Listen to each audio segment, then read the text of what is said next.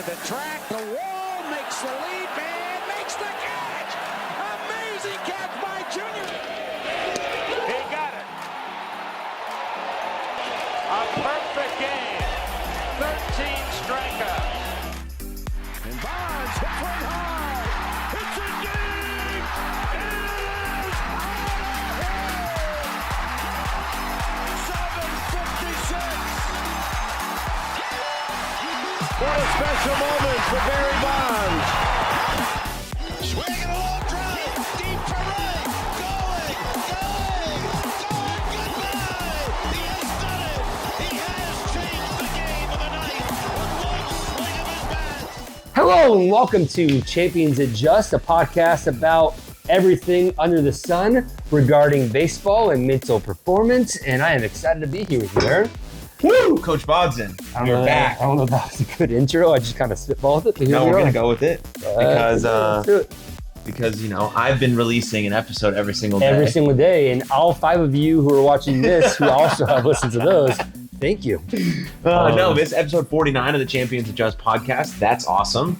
So we're going to do absolutely nothing special for episode 50 because I actually have a good or you have a good idea for episode 50? No, I have a good guest that wants to come on. For episode 50, who is it? Do we share it now? His name is, no.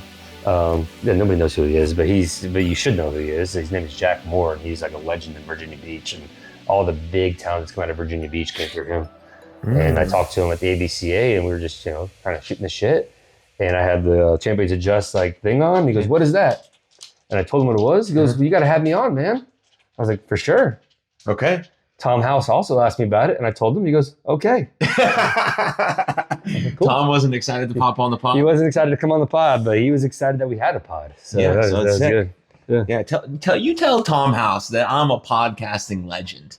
I will. Okay, you tell that man. I will, and I guarantee he's going to have some funny quirk about it. Is he a funny guy? He's a hilarious guy. Nice. Tom is a very funny guy. But I think the coolest thing that happened since we had not the coolest thing. That's a lot of cool things have happened since we've been on a Hiatus. partnership podcast hiatus. Sure.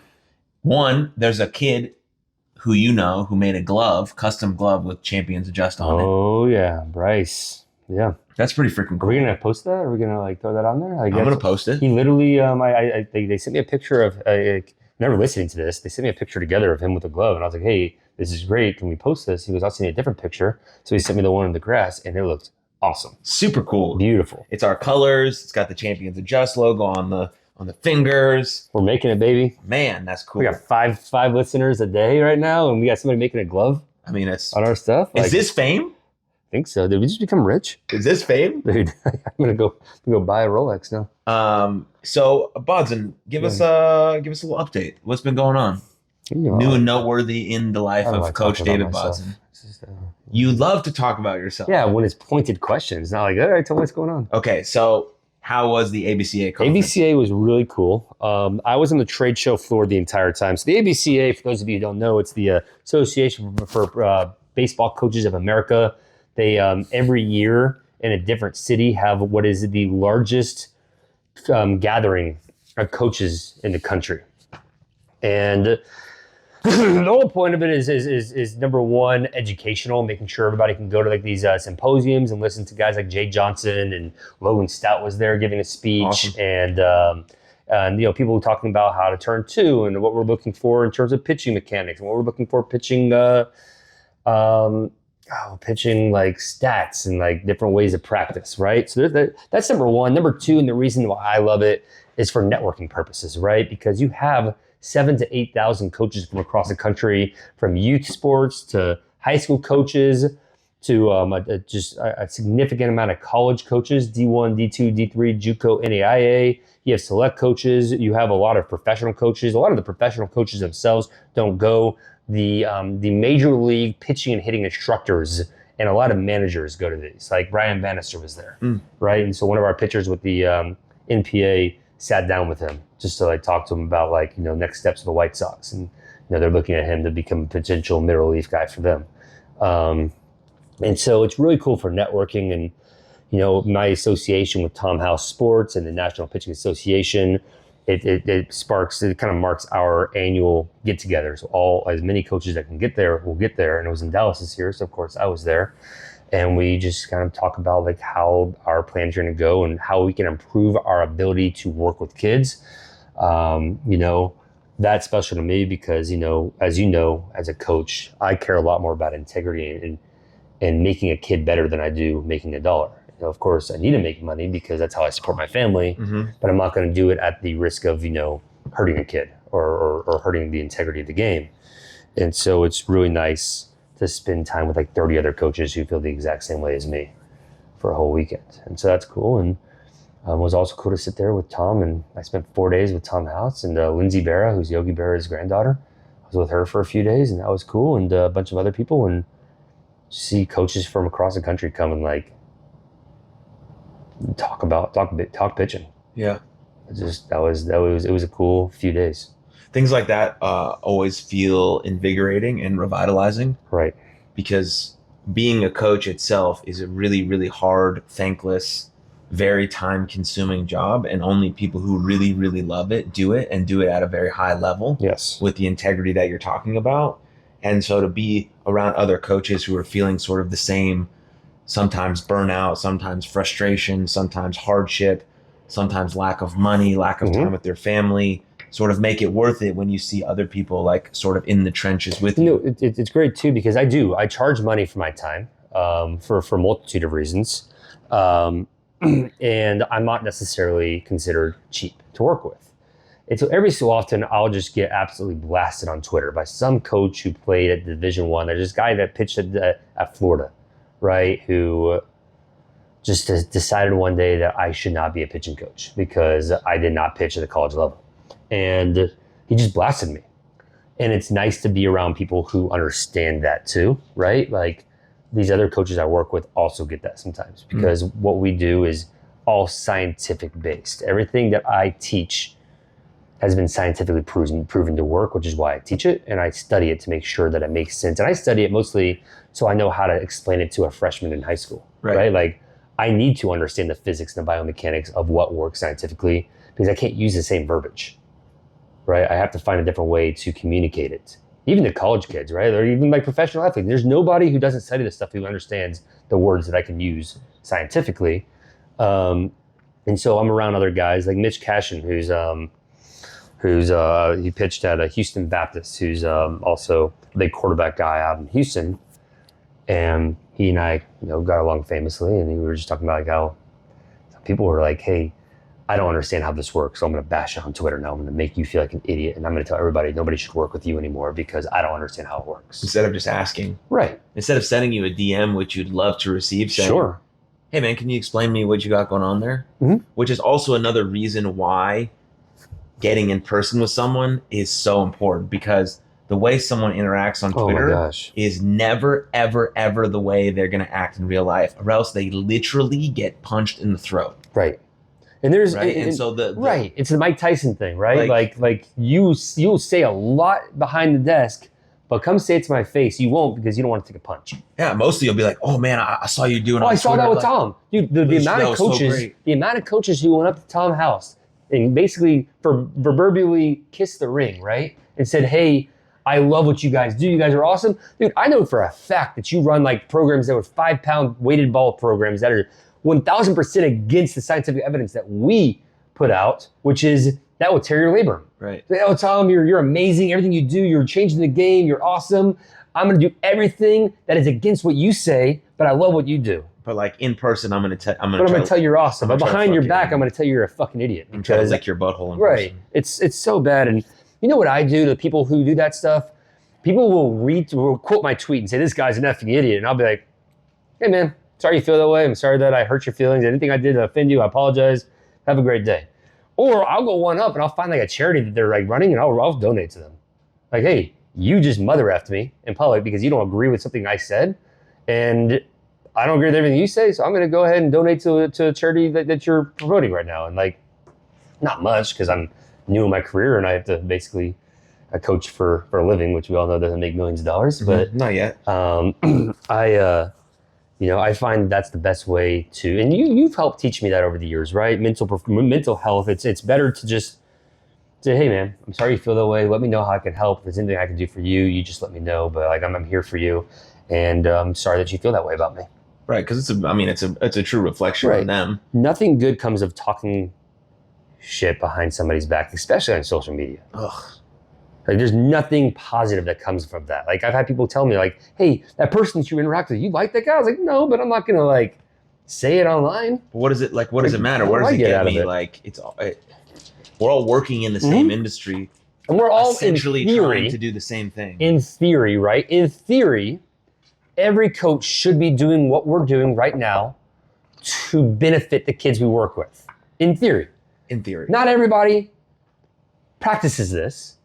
And I've seen that a lot over the last few months, especially since I've started doing this full time, that not everybody cares more about the kids than they do the rings, the money, all that stuff, right? Accolades. I'm very blessed that I have an amazing supportive wife who has straight up said, I will help financially support our family while you get this off the ground.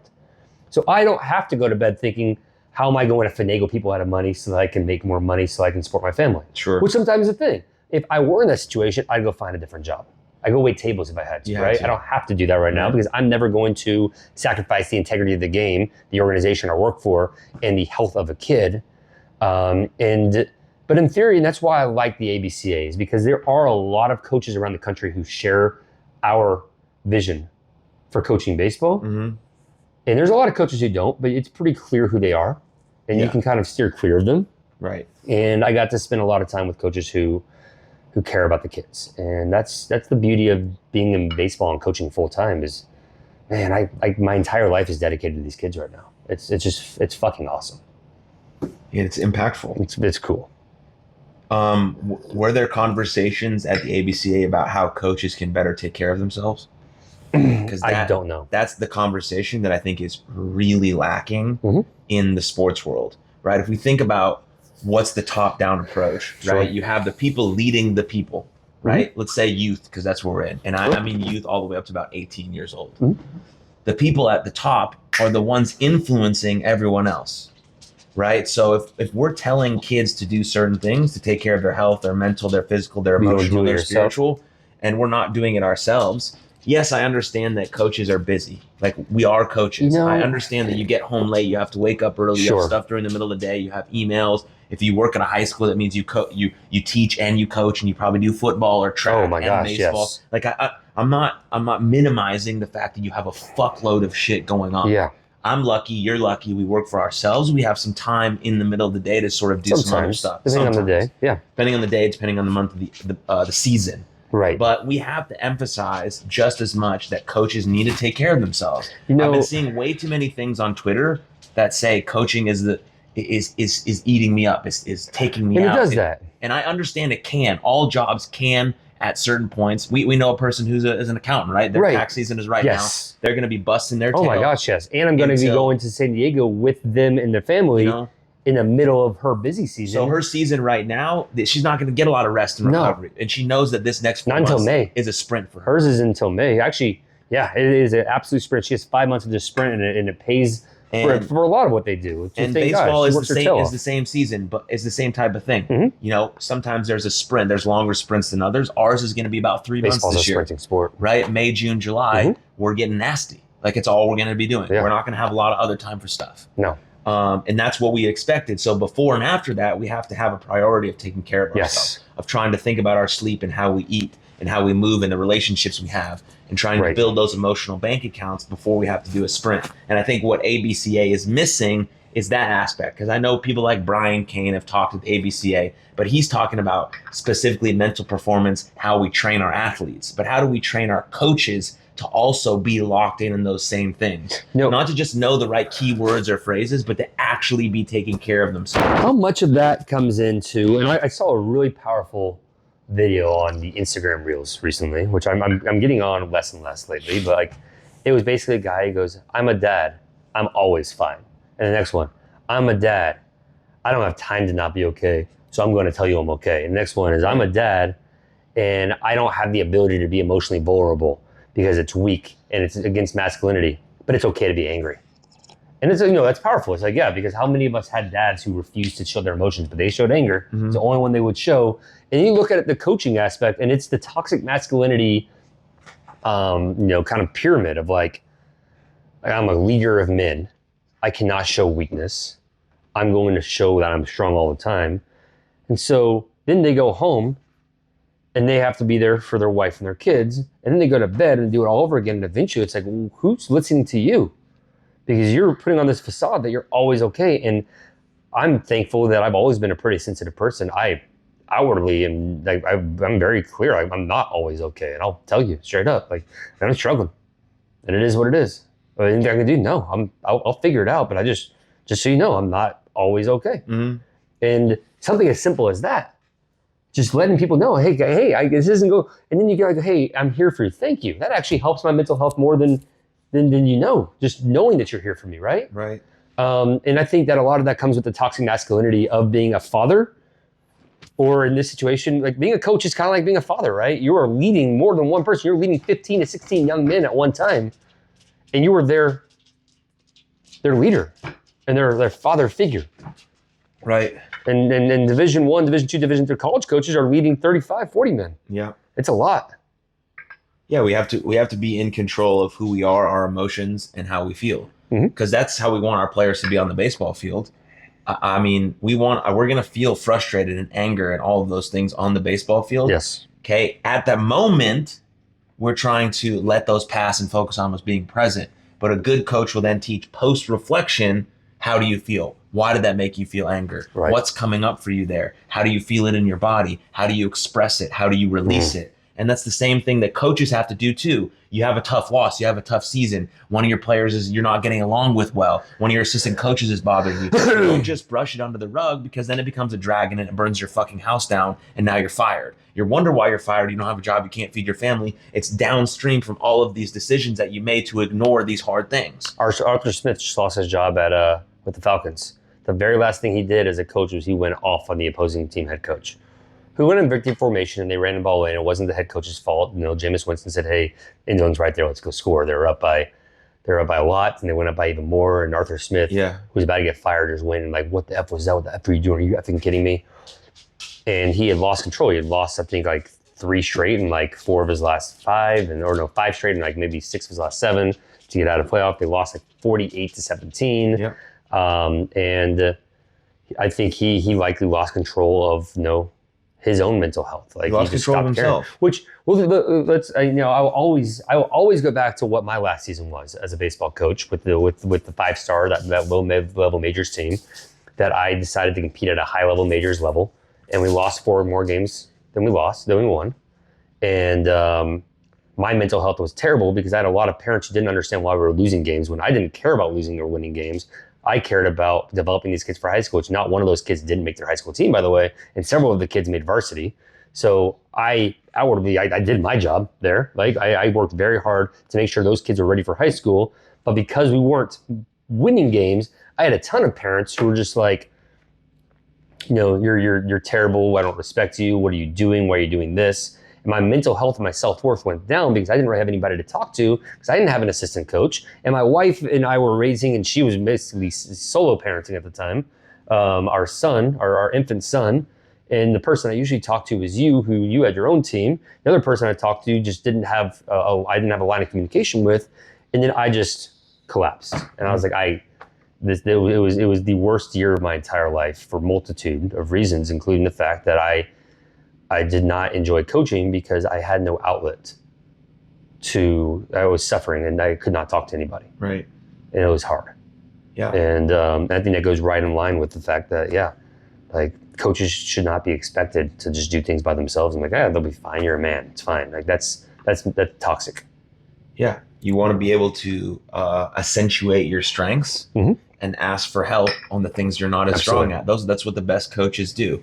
Some coaches are amazing recruiters and they're not great skills. Schlossnagle is one of the better leaders of a program in the country at Texas A&M, who outwardly has admitted that he is not always the best coach. So he's hired other coaches to surround himself with. Yep. He doesn't really coach the game. He has other people coach it. Jay Johnson, same thing at LSU. The first year he stopped managing the game from the field is the year they won a national championship. It is okay to have weaknesses as a coach. Of course. That's why you build things around you. Yes. that's why you have support systems and teams. Like that's literally the point of a team. Yes. You look at any special forces unit, they each have a direct job. One's the sniper, one's the communicator, one's the radio, one's the leader, one's the this, and they are experts in that field. Yes. And so that's what a coaching staff is. Now, I know some of you listening potentially maybe work at a very small school and it's literally only you. Then that's a different conversation. Reach out. There's some ideas that I have for you that could potentially help. But for the majority of us, we have resources around us that we could hire a volunteer assistant. We could pass off a delegation to a dad that we feel that we trust, right? We could even, I was talking to this woman on my other podcast who's a strength and conditioning coach, and she was a strength and conditioning coach at TCU. And one of the things that she did to help create players' agency was to make one of the leaders of each weights room the coach of that. Sure. So now she's the coach, but now she has 7 different players who also can watch form and create leadership in that way. So you can also empower your players in that way to be sort of the pseudo coach leader in certain dynamics. I tried doing that. That's hard because it puts more responsibility on the kid. It sees them sort of outside the group a little bit because now. So there's some things you have to look at there, and it depends what age they're at. These are high level Division I volleyball players who are trying to make the Olympics. So you can do that. Yes. And I probably wouldn't do it when they're 13. I did that when I was 15 because I had no other option. I was right on a couple of them. I was wrong on a couple of them, and it didn't work out, right? But it's a great theory, there's a lot of stuff that you could try. 14, it didn't work out. You have to try it. You have to try it. You don't know if it could work. I was drowning. I needed to do something, right? You don't know if it could work. Oh, and those of you who have heard me already talk about last season, I will constantly talk about it because this is a mental performance and mental health kind of in baseball podcast. And last year was the worst. It was the spring season of 2023, and it was the worst my mental health has ever been during a baseball season. I stopped wanting to coach. I stopped wanting to be around the game. I never thought that would happen. I had some of the most toxic people I've ever been around in my my faux circle, and learned a lot of lessons. But that's why you'll always hear me say it and talk about it, because I think it's important to look back on not failures, but your experiences like that, right? To say, hey, what were the positives of it, and where did we have our shortcomings, and how do we make sure that doesn't occur again? But also understand that when we have life experiences that we didn't necessarily put ourselves into, but they were still negative nonetheless, that we understand how we got there to ensure that we move forward without the risk of being in that situation again. Yep. And that's why I'll always talk about it on this podcast, because that's my worst experience. And I think it's important to reflect on those poor experiences so that we can always grow and move forward from them. Versus I think some people will say, oh, you talk about this, why don't you just let it go? And I think it's very important that we don't let bad experiences go, because there's way more powerful examples like what we're seeing right now overseas in the Middle East. But when you just forgive and forget, then history repeats itself very quickly. Mm-hmm, mm-hmm. And I'm not a forgive and forget person. I am a forgive and remember kind of person. Yeah. I forgive eventually and remember kind of person. Yeah, lessons keep repeating themselves until you learn from them. Mm-hmm. And so you learned it in one season, because now we're heading into this 15U season very soon, right? We're at the start of 2024, which means we're kicking a kickoff soon with some stuff that we're going to start doing with our squad. And then May, which is only 5 months from now, we're going to start get rolling. And then we have some big time tournaments coming up in the summer with a really cool, in the fall. With a really cool, powerful, and special group of guys. Yeah, we have. That's a cool thing that I took my experiences. What we're doing right now with the Dallas Patriots with our 15U national team is I took my experiences of a toxic environment, and we recruited specifically to avoid a situation like that. So we have very athletic and very talented, great human beings that are coming to play on our team, whose parents are also great human beings, right? And so we don't have to deal with the too many cooks in the kitchen or people having opinions, or, hey, my kid's not doing this and what the heck. It's like, hey, we're all on the same page here, and this is a national team, and we're going to rock and roll together. Yeah, yeah, and there's no rules, there's no expectations, there's standards, and I think there's a big difference between the three of those things. Huge difference. Rules and expectations are for little kids, because they need to follow them Yes. because they don't understand what that means. Expectations. Expectations are not what we're trying to do. We're trying to execute over expectations. So we've changed our language into we have standards for our team. And those standards includes the whole family, includes the kid, includes the parents, includes in and out of the dugout, in and out of the game, tournaments. These are the standards you uphold because this is the people that we want to be. And I'm not super concerned about having, the Patriots name on the front of my jersey, but I want that to stand well. I want people to remember that in a way that is in a positive light because Coach Bodzin and I brought it that way. And the other coaches that are doing great work with the Dallas Patriots as well. Yeah. But it's mostly about the kids. Like I would coach with a plain white t-shirt. Like I don't care. Yeah. I'm the same way. Like I'll tell Logan this. Like I don't coach because it's for the Dallas Patriots. I coach because I love the game and I love growing. And I coach for the Dallas Patriots because I feel it gives us the best opportunity to launch our platform and launch what we believe works for the kids. Right. I believe that it allows us the best opportunity to take kids to Florida, Alabama, Georgia, and compete at the highest level with good people. Good people.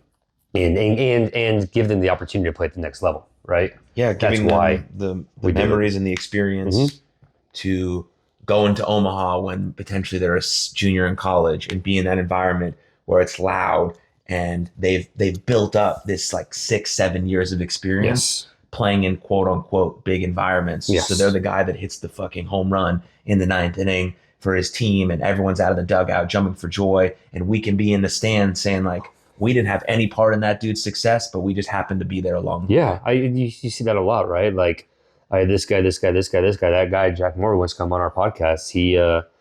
He helped, mold the career of David Wright.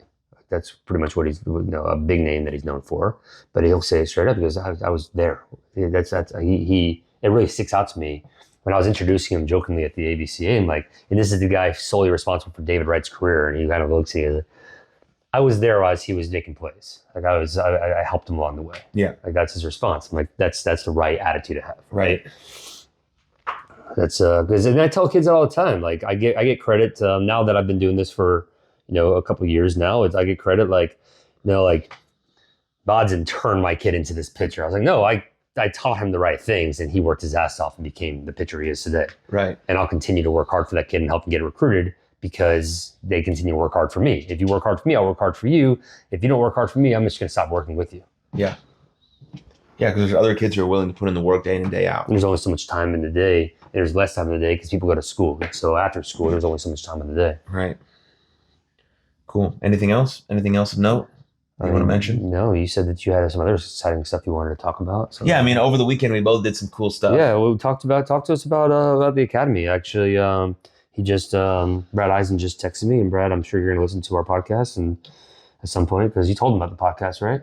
Yeah. Was he super stoked about it? I told him about everything. And was he super stoked? He was, I can't wait to listen to the podcast. Well, he's more stoked about something for everybody because it's a top 3% podcast in the whole world. This is a top 3% podcast in baseball ever in the hearts of tens of people. Anyways, this guy named Brad Eisen, who is a Jewish man who lives in Los Angeles. Who is the brother of a college friend of mine, ironically. Who's an excellent guy.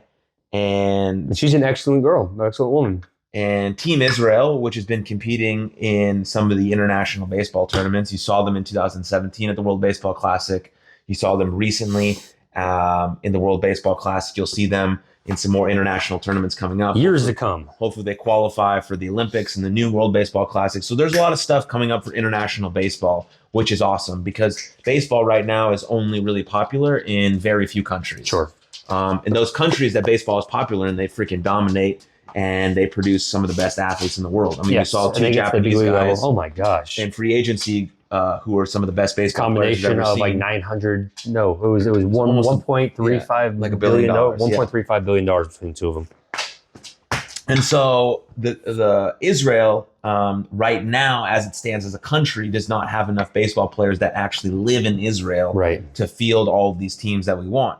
So Brad's idea was to spread out to the diaspora, which is to outside of Israel, and see how many Jewish baseball players can we recruit to create a pipeline that's not only focused on your Judaism, your heritage, your religion, like your culture, like being very proud to be Jewish, which both Bodzin and I are very proud. Yep. And then also using that to play baseball, because when we were growing up, it was sort of a decision. You can either go to synagogue or go to baseball, and you had to make a sort of a choice. Yeah, I was always choosing baseball. I did both. I tried to do both during the week, but on the weekends it was baseball. You know what? And you played Division I, and I did both, and I strongly did both, and I was not Division I. So I said, I say something, right? Like I chose on Tuesdays and Thursdays to go to religious school and like learn more about my religion. Yeah, I was going to baseball lessons. And you were going to baseball lessons. I did that on Monday, Wednesdays, Fridays, Saturdays, and Sundays. I was a TA, and I was helping teach Judaism to like younger kids in high school, and that was my choice. And so Brad's idea is to try to get more Jewish kids involved in sports in general, but more specifically with baseball, because the underlying fact about all sports is that it's about building relationships.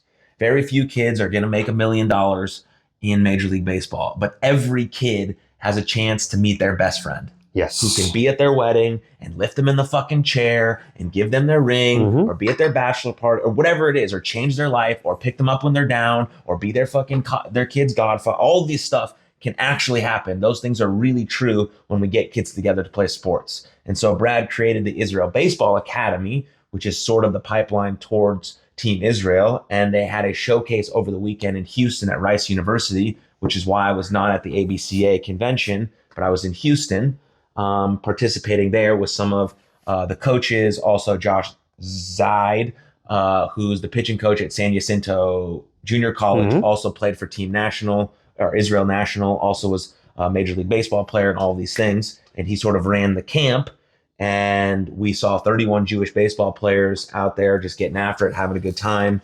And obviously I told Bodzin about it, and we're going to try to mix our way in there to work with them as much as possible, volunteering our time, because that's really what it's about. Like two things that I absolutely love the most are baseball and Judaism. And if I can combine those two things in support of Israel, in support of just, creating culture and community and all of that stuff, I'm all in. So the weekend was great. There's going to be more showcases throughout the country. The next one's in Florida. There'll be another one in New York. We'll be back in Texas next year. So if you are a Jewish baseball player, high school or college, looking at this or listening to this, reach out to us or to Israel Baseball Academy and try to get connected with one of those showcases.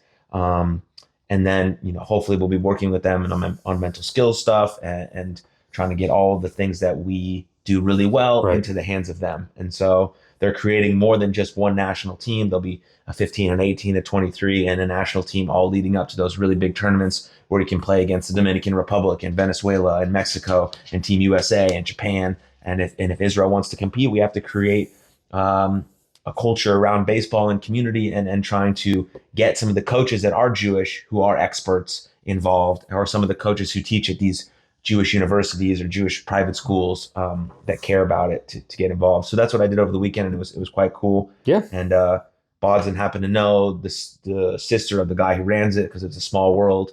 And so small world, big God. And so we're all going to get connected there, and maybe something cool will happen. And maybe Coach Bodzin and I will be in the dugout for the World Baseball Classic. Yeah. In like 2043. But dude, I'm putting it out into the universe. Yeah, no, I love it, man. Yeah, I spent Coach Bodzin and I being the flag bearers. Yeah, oh my God, like Trout. I spent a good amount of time with Clint Hurdle this past weekend. Former hitting coach for the Rangers, also the manager of the Rockies, and during the Todd Helton days and the Pirates. So they were like building up, and they actually got in the playoffs a couple times. Great mentor. And he said something to me over the weekend that really stuck with me. He said, "We live in a small world with a big God." It's a small world, big. I texted that to last night. It's like my new favorite saying in the world now, because the deeper we get into like the baseball realm, the more we realize how many connections we have. And it is truly a small world with a big God, including the fact that I'm now connected with Josh Bell, who, ironically enough, his first big league manager was Clint Hurdle, who I played against in high school. That's right. And so, small world, big God. Yeah. Dude, Josh Bell is one of the, I don't know him personally, most legitimate human beings, man. Outside of being an absolutely stellar fucking baseball player, he seems like such a kind guy. So I was doing a lesson yesterday at 10 a.m. with kid Noah Munoz. He's just a phenomenal young man, and he's coming off of a UCL injury. And so we're getting back into his bullpens, and Josh and his dad come in and they work out, and I'm sitting there like, training him and talking, hey, we are worried about the process, not the results. That's all I was talking to him yesterday. Stop worrying about the results, worry about the process. What are we doing to get there? Right now, where are mechanics going? Why is the ball going there? We don't worry about where the ball goes. How are we going to get there though, right? And Josh is like on a trampoline doing like ground ball work on a trampoline right next to us. And I looked at him and I was like, that guy's guaranteed like $16 million next year, and he's working his ass off right now when it's pouring outside with his dad. You think anybody's ever satisfied? Nobody's satisfied. He's entering his 9th year of Major League Baseball at the highest level, the pinnacle level as a starter for the Miami Marlins, an all-star, and he's still working his ass off. And you couldn't ask for a better human being to be in that situation in general. He's just a good dude, and his dad is a phenomenal person. But what I like pointing out to my kids is like, and I'll point out to anybody who's listening to this, is that guy is in there every single day working. Like, I'm not in there today. I've taken the day off to help. My wife's leaving town tomorrow, but I guarantee he's in there right now working before lunch. He's about to head out, and I'll see him again tomorrow when I get back from dropping off at the airport. Like, he grinds, and that's my last thing I'm going to say is, if you're listening to this podcast and you're going to choose at some point in the next 2 weeks to play video games or go hang out with your friends or go do something else other than work hard, then you are not going to get to where you need to be. Or to where you want to be. Everybody will get to where they should be, right? Everybody gets to where they should be eventually. Mm-hmm. That is, life is inevitable and things happen.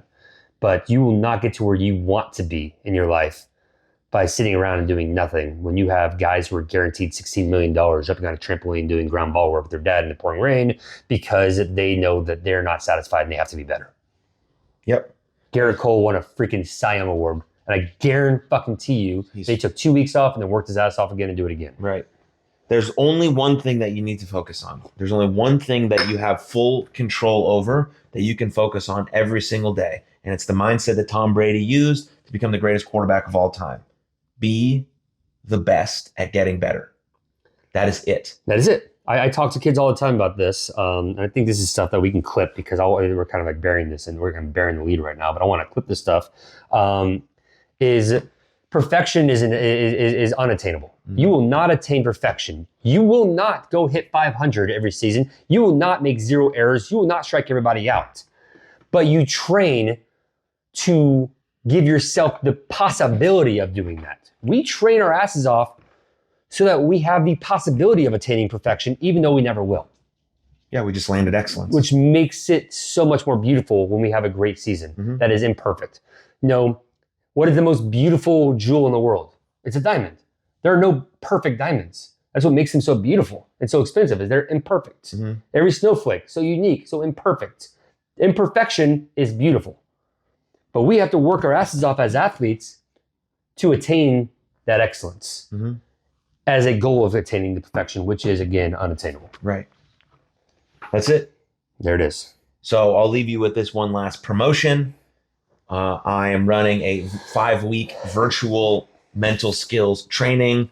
It is starting February 7th. It happens one time a week, starting February 7th at 6:30 p.m. Central Time. It is a 5-week training with me for baseball and softball players of all ages. The link will be in the description below, so click on it, check it out, and hopefully I see you or the ball player in your family there. Cheers. Great. Thank you guys for taking the time to listen to us. We'll clip some of this stuff. We might make this into 2 episodes because we talk about 2 different things. No, we can't do that to episode 50, man. No, episode 50 is going to be hot. Episode 50 is going to be hot. No idea what we're going to do for it, man. We can throw a fucking parade or something. Cool. Well, yeah, thanks guys for listening. And just never, ever, ever, ever, ever forget that Champions adjust. Oh, you want to do that more unison? That was pretty good. Yeah, okay. All right. That was pretty good.